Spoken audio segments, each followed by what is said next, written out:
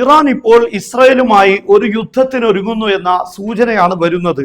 ഇറാന്റെ വളരെ പ്രധാനപ്പെട്ട Iranian national security council secretary Ali ലാർജാനിയാണ് ഇപ്പോൾ ഗുരുതരമായ ഒരു പ്രസ്താവന നടത്തിയിരിക്കുന്നത്.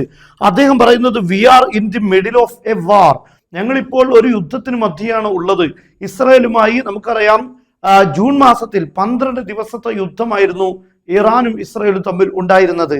എന്നാൽ ഈ യുദ്ധം പെട്ടെന്ന് അമേരിക്കൻ പ്രസിഡന്റ് ഡൊണാൾഡ് ട്രംപിന്റെ ഇടപെടലിലൂടെ അവസാനിപ്പിച്ചിട്ടുണ്ട്. പക്ഷെ അവിടെ ഈ രണ്ട് രാഷ്ട്രങ്ങൾ തമ്മിൽ ഒരു യുദ്ധമില്ലാ കരാറോ സമാധാന കരാറോ ഒന്നും ഉണ്ടായിട്ടില്ല. യുദ്ധം അവസാനിക്കുന്നത് പോലും ഒരു കരാർ ഒപ്പിട്ടുകൊണ്ടല്ല എന്നത് വ്യക്തമാണ്. അതാണ് അദ്ദേഹം സൂചിപ്പിക്കുന്നത്. ഒന്നുകൂടെ വ്യക്തമാക്കി പറയുന്നു, there has been neither peace nor a ceasefire. ഞങ്ങൾക്ക് ഇടയിൽ സമാധാനമോ അല്ലെങ്കിൽ യുദ്ധം അവസാനിപ്പിച്ചു എന്ന കരാറോ നിലവിൽ ഇല്ല എന്നാണ്.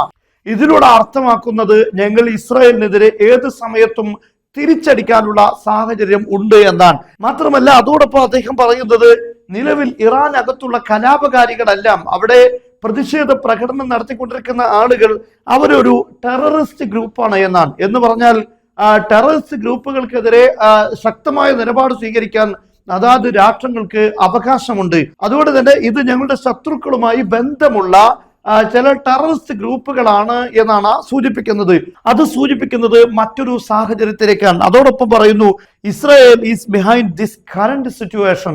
നിലവിൽ ഇറാനകത്തുള്ള ഈ സാഹചര്യങ്ങളുടെ എല്ലാം ഉത്തരവാദി, അതിന്റെ പിന്നിൽ പ്രവർത്തിക്കുന്നത് ഇസ്രായേലാണ് എന്നാണ്. അതുകൊണ്ട് തന്നെ ഇസ്രായേലിനെതിരെ വീണ്ടും യുദ്ധം ആരംഭിക്കാനുള്ള സാഹചര്യം, അതിനുള്ള സന്ദർഭം ഇപ്പോൾ ഉണ്ട് എന്നാണ് അദ്ദേഹം സൂചിപ്പിക്കുന്നത്.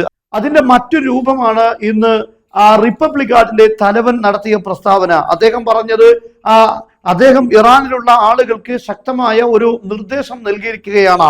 വിശ്വാസികളായ ആളുകളെല്ലാം, മുസ്ലിങ്ങളെല്ലാം പള്ളികളിൽ ഒരുമിച്ച് കൂടണം.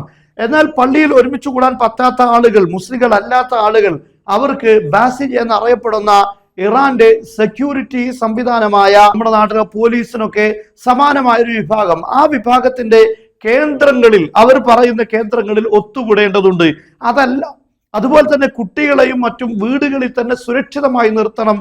പുറത്തേക്ക് ഇറങ്ങാൻ പാടില്ല. കലാപം വ്യാപിക്കുന്നു, അവർക്കെതിരെ സൈനിക നടപടി ഉണ്ടാകാനുള്ള സാഹചര്യവും നിലവിൽ ഉണ്ട് എന്നാണ് ഇത് സൂചിപ്പിക്കുന്നത്. അതിന്റെ മറ്റൊരു പ്രയോഗമാണ് അവർ ടെററിസ്റ്റ് ഗ്രൂപ്പുകളാണ് എന്ന്. ടെററിസ്റ്റുകളാവുമ്പോൾ രാഷ്ട്രത്തിന്റെ മിലിറ്ററി അവർക്കെതിരെ ശക്തമായ ആക്ഷൻ എടുക്കാനുള്ള സാഹചര്യം നിലവിലുണ്ട്. അതുകൊണ്ട് അത്തരം നിലപാടുകളിലേക്ക് ഇറാൻ മുന്നോട്ട് വരുന്നു എന്ന സൂചനയാണ്.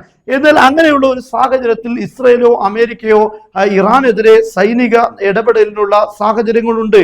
എന്നാൽ അത്തരം ഒരു സാഹചര്യങ്ങൾക്ക് കാത്തിരിക്കുന്നതിന് മുമ്പ് തന്നെ ഇസ്രായേലിന് നേരെ ആക്രമണം നടത്തിയേക്കാം എന്ന സൂചനയാണ് ഇതിലൂടെ എല്ലാം നമുക്ക് ലഭിച്ചുകൊണ്ടിരിക്കുന്നത്. എന്തായാലും ഇറാനകത്ത് ഗുരുതരമായ സാഹചര്യമാണ് ഇപ്പോഴുള്ളത്. നിലവിൽ ഇതുവരെ ഉണ്ടായിരുന്ന പ്രക്ഷോഭങ്ങൾക്ക് അപ്പുറം ഇറാനിലുള്ള സെക്യൂരിറ്റി സംവിധാനങ്ങൾക്ക് പോലും പിടിച്ചു നിർത്താൻ പറ്റാത്ത വിധം ഗുരുതരമായ പ്രക്ഷോഭമായി മാറിയിട്ടുണ്ട്.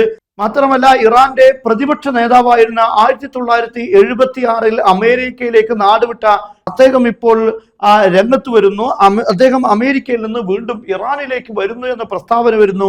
അതോടൊപ്പം അമേരിക്കൻ പ്രസിഡന്റ് ഡൊണാൾഡ് ട്രംപിനോട് ഇറാനിൽ ഇടപെടണമെന്ന് അദ്ദേഹം എക്സിലൂടെ കുറിക്കുകയും ചെയ്തിട്ടുണ്ട്. അതായത് ഇറാനിൽ സൈനികമായി ഇടപെടാനുള്ള സാഹചര്യമാണ് ഇപ്പോഴുള്ളത്. അമേരിക്ക ഇടപെടണമെന്ന് അദ്ദേഹം റിക്വസ്റ്റ് ചെയ്യുകയും ചെയ്തിട്ടുണ്ട്. അതോടൊപ്പം ഇസ്രായേൽ ഇറാന്റെ ഔദ്യോഗികമായ പതാകക്ക് പകരം ഈ വിപ്ലവകാരികളായ ആളുകളുടെ, ഷാഹദ് അലവി അടക്കമുള്ള ആളുകളുടെ ഇറാൻ പതാക ഔദ്യോഗികമായി പ്രഖ്യാപിക്കുന്ന സാഹചര്യത്തിലേക്ക് കൂടെ കാര്യങ്ങൾ നീങ്ങുകയാണ്. അതോടൊപ്പം തന്നെ ഇറാന്റെ മിസൈൽ സംവിധാനങ്ങളെല്ലാം യുദ്ധത്തിന് വേണ്ടി ഒരുങ്ങി നിൽക്കുന്നു എന്ന വാർത്തയും വരുന്നു. ഇതെല്ലാം സൂചിപ്പിക്കുന്നത് ഒരുപക്ഷെ ഇസ്രയേലും ഇറാനും തമ്മിൽ വീണ്ടും ഒരു സംഘട്ടനം, ഒരു ആക്രമണത്തിന്റെ, യുദ്ധത്തിന്റെ സാഹചര്യം നിലനിൽക്കുന്നു.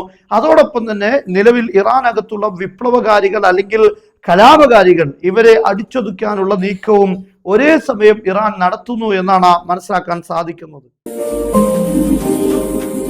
നിങ്ങളുടെ കുട്ടികളുടെ സ്കൂൾ പഠനം അല്ലെങ്കിൽ നിങ്ങളുടെ തന്നെ തിരക്കുകൾ കുട്ടികളുടെ മദ്രസ പഠനത്തിന് തടസ്സമാകുന്നു എന്നത് നിങ്ങളെ ആശങ്കപ്പെടുത്തുന്നുവെങ്കിൽ നിങ്ങൾക്ക് ഏറ്റവും നല്ല ഒരു ബെസ്റ്റ് സൊല്യൂഷനാണ് ത്വയ്ബ അക്കാദമി. ഇതിലൂടെ നിങ്ങൾ എവിടെയാണെങ്കിലും നിങ്ങൾക്ക് അനുയോജ്യമായ സമയം തിരഞ്ഞെടുത്ത് ഓൺലൈൻ വഴി മദ്രസ പഠനം ഉറപ്പുവരുത്താം. ഇനി ക്ലാസ് എങ്ങനെയായിരിക്കുമെന്നത് നിങ്ങളെ ആശങ്കപ്പെടുത്തുന്നുണ്ടോ? എങ്കിൽ ഒരു ഫ്രീ ഡെമോ ക്ലാസ്സിന് വേണ്ടി ഈ കാണുന്ന നമ്പറിൽ ബന്ധപ്പെടാവുന്നതാണ്.